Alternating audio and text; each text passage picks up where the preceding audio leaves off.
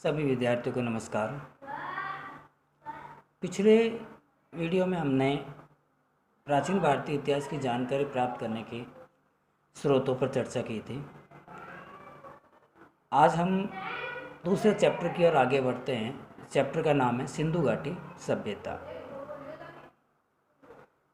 सिंधु घाटी सभ्यता के इस चैप्टर को हम छोटे छोटे प्रश्न उत्तर के माध्यम से समझने का प्रयास करेंगे ताकि जल्दी से ये समझ में आ जाए। पहला और सबसे महत्वपूर्ण प्रश्न ये बनता है कि सिंधु घाटी सभ्यता को सिंधु घाटी सभ्यता नाम क्यों दिया गया। तो इसके संदर्भ में जो उत्तर है वो ये है कि सिंधु घाटी सभ्यता को सिंधु घाटी सभ्यता नाम इसलिए दिया गया क्योंकि इस सभ्यता के काफ़ी स्थान सिंधु नदी और उसकी सहायक नदियों के किनारे स्थित थे।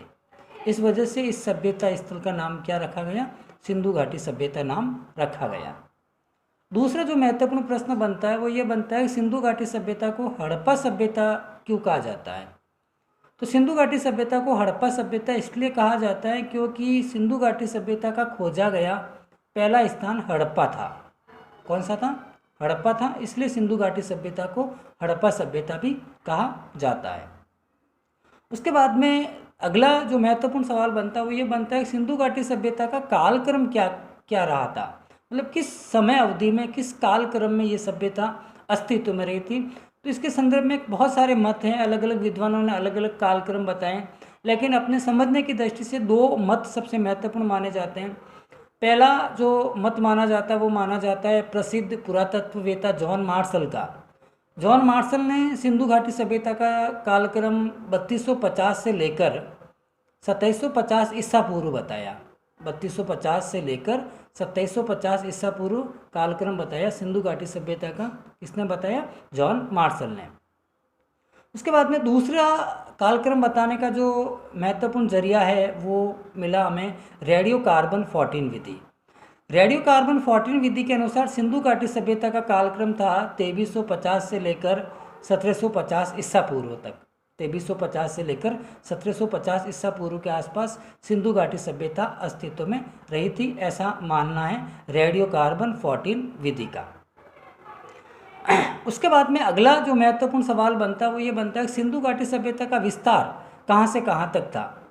तो विस्तार क्षेत्र को अगर देखें तो सबसे पहले उत्तर की ओर देखें। उत्तर में मांडा एक स्थान आया हुआ कश्मीर में, वहाँ तक सिंधु घाटी सभ्यता फैली थी उत्तर दिशा में। फिर दक्षिण में महाराष्ट्र के अंदर एक स्थान है देमाबाद जो आज भी है, वहाँ तक दक्षिण में फैलाव था सिंधु घाटी सभ्यता का। फिर पूर्व की बात करें तो पूर्व में उत्तर प्रदेश राज्य का एक स्थान है आलमगीरपुर, वहाँ तक फैली हुई थी। और पश्चिम में बात करें तो सुत कागेडोर बलूचिस्तान के अंदर एक स्थान आया हुआ है, वहाँ तक सिंधु घाटी सभ्यता का फैलाव था, विस्तार क्षेत्र था। वापस देख लेते हैं एक बार। उत्तर में मांडा जो कश्मीर के अंदर आया हुआ है, वहाँ तक सिंधु घाटी सभ्यता थी। दक्षिण में बात करते हैं तो देमाबाद महाराष्ट्र। उसके बाद में पूर्व में बात करते हैं तो वो है आलमगीरपुर उत्तर प्रदेश। और पश्चिम में बात करते हैं तो सुत कागेडोर बलूचिस्तान के अंदर सिंधु घाटी सभ्यता का फैलाव था। उसके बाद में सिंधु घाटी सभ्यता, अगला जो महत्वपूर्ण प्रश्न बनता है वो ये है कि सिंधु घाटी सभ्यता के महत्वपूर्ण स्थान कौन कौन से थे। तो वैसे तो बहुत सारे स्थान थे सिंधु घाटी सभ्यता के, लेकिन अपन खास स्थलों के ऊपर चर्चा करेंगे। सबसे महत्वपूर्ण और जो पहला स्थल था वो था हड़प्पा। हड़प्पा सभ्यता स्थल वर्तमान समय में पाकिस्तान के अंदर एक राज्य आया हुआ पंजाब, वहाँ पर एक नदी बहती है रावी नदी। उस रावी नदी के किनारे ये हड़प्पा सभ्यता स्थल आया हुआ है। और हड़प्पा सभ्यता स्थल की खोज वर्ष 1920-21 के अंदर एक विद्वान थे राय बहादुर दयाराम साहनी, उन्होंने हड़प्पा सभ्यता स्थल की खोज की थी।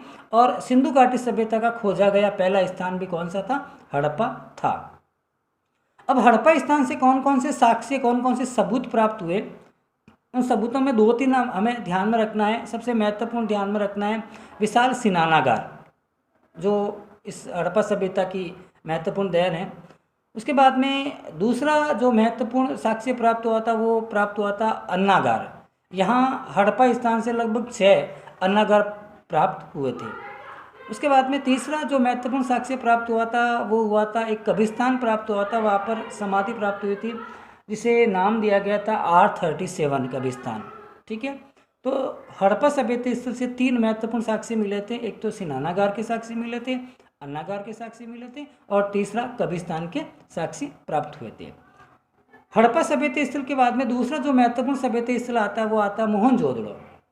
मोहनजोदड़ो स्थान भी पाकिस्तान में है, लेकिन इसका प्रांत अलग है, इसका राज्य अलग है। ये पाकिस्तान के सिंध प्रांत में सिंधु नदी के किनारे स्थित है। कौन सा स्थान? मोहनजोदड़ो। मोहनजोदड़ो शब्द का शाब्दिक अर्थ होता है मृतकों का टीला या मुर्दों का टीला। ये एक महत्वपूर्ण सवाल है कि मोहनजोदड़ो शब्द का शाब्दिक अर्थ क्या होता है? तो मोहनजोदड़ो शब्द का शाब्दिक अर्थ होता है मृतकों का टीला या मुर्दों का टीला। इस सभ्यता स्थल की खोज 1922 के आसपास एक विद्वान थे, पुरातत्ववेत्ता थे, राखलदास बनर्जी। उन्होंने इसकी खोज की थी, मोहनजोदड़ो सभ्यता स्थल की। फिर मोहनजोदड़ो सभ्यता स्थल से कौन कौन से साक्ष्य मिले थे? साक्ष्य में 2-3 साक्ष्य में ध्यान रखना। यहाँ से भी स्नानागार प्राप्त हुए थे, अन्नागार यहाँ से भी प्राप्त हुए थे, जो हड़प्पा से प्राप्त हुए थे। एक अन्य जो महत्वपूर्ण साक्ष्य यहाँ से प्राप्त हुआ था वो हुआ था कांस्य धातु से निर्मित एक नृत्यांगना की मूर्ति। एक महत्वपूर्ण साक्ष्य यहाँ से कांस्य धातु से निर्मित नृत्यांगना की मूर्ति, जो कहाँ से प्राप्त हुई थी? मोहनजोदड़ो से प्राप्त हुई थी। उसके बाद में अगला जो तीसरा महत्वपूर्ण स्थल पर अगर चर्चा करें तो वो है कालीबंगा सभ्यता स्थल। कालीबंगा सभ्यता स्थल हमारा राज्य राजस्थान राज्य में हनुमानगढ़ जिले में स्थित है। एक बहुत ही महत्वपूर्ण सवाल है कि कालीबंगा सभ्यता स्थल कहाँ पर है? तो हमारे राज्य राजस्थान में हनुमानगढ़ जिले में स्थित है। और हनुमानगढ़ राज्य में ये प्राचीन समय की सरस्वती नदी, जिसे वर्तमान समय में गग्गर नदी कहा जाता है, ग आधा ग पूरा ग र, गग्गर नदी के किनारे ये सभ्यता स्थल स्थित है। कालीबंगा शब्द का शाब्दिक अर्थ होता है काले रंग की चूड़ियाँ। कालीबंगा शब्द का शाब्दिक अर्थ क्या होता है? काले रंग की चूड़ियाँ। इसका नाम कालीबंगा क्यों पड़ा, इसके बारे में भी एक महत्वपूर्ण बात है। वो ये है कि कालीबंगा सभ्यता स्थल नाम इसलिए पड़ा क्योंकि यहाँ से काली मिट्टी से निर्मित चूड़ियाँ प्राप्त हुई थी। एक महत्वपूर्ण बात ये भी ध्यान में रखनी है। इस सभ्यता स्थल की खोज हुई थी 1952-53 में। विद्वान थे अमलानंद घोष। क्या नाम था? अमलानंद घोष, जिन्होंने कालीबंगा सभ्यता स्थल की क्या की थी? खोज की थी। कालीबंगा सभ्यता स्थल के बारे में और भी महत्वपूर्ण बात है कि यहाँ पर खुदाई कार्य 1961 में शुरू हुआ था, जो 1968 तक चला था। 1961 से लेकर 1968 तक यहाँ पर खुदाई कार्य चला था, उत्खनन कार्य हुआ था। और उत्खनन कार्य करने वाले 2 विद्वान थे। एक का नाम था ब्रज बिहारी लाल और दूसरे का नाम था बालकृष्ण थापर। इन दोनों विद्वानों के नेतृत्व में यहाँ पर क्या हुआ था? उत्खनन कार्य हुआ था, खुदाई कार्य हुआ था। अब कालीबंगा सभ्यता स्थल से कौन कौन से साक्ष्य प्राप्त हुए, उनके बारे में भी हमें ध्यान में रखना है। पहला जो यहाँ पर साक्ष्य प्राप्त हुआ था वो ये हुआ था हल जोतने के सबूत। हल, सबसे पहले हल जोतने के साक्ष्य कहाँ से प्राप्त हुए थे? तो हमारे राज्य राजस्थान के कालीबंगा से प्राप्त हुए थे।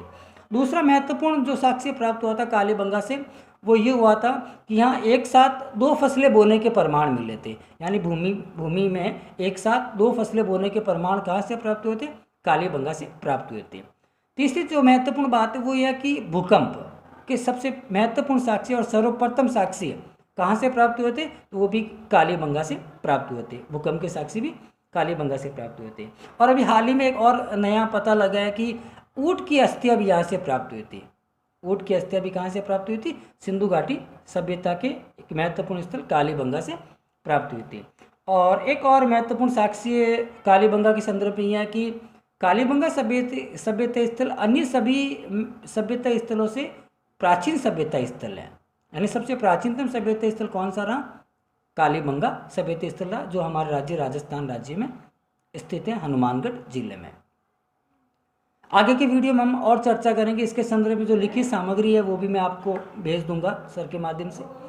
आगे जो चैप्टर होगा, अगले जो सवाल होंगे और सभ्यता स्थल देखने हमें अभी फिलहाल हमने 3 देखे, हड़प्पा, मोहनजोदड़ो और कालीबंगा। और भी छोटे बड़े और स्थल जैसे राखी गड्डी है, धौलावीरा है, लोथल है, सुरकोटड़ा है, बनावली है, मांडा है, जिनका भी हमने जिक्र किया था। इन सभी स्थलों की विस्तार से जानकारी हम अगले वीडियो में देखेंगे। तब तक आप घर पे रहिए और पढ़ते रहिए। धन्यवाद।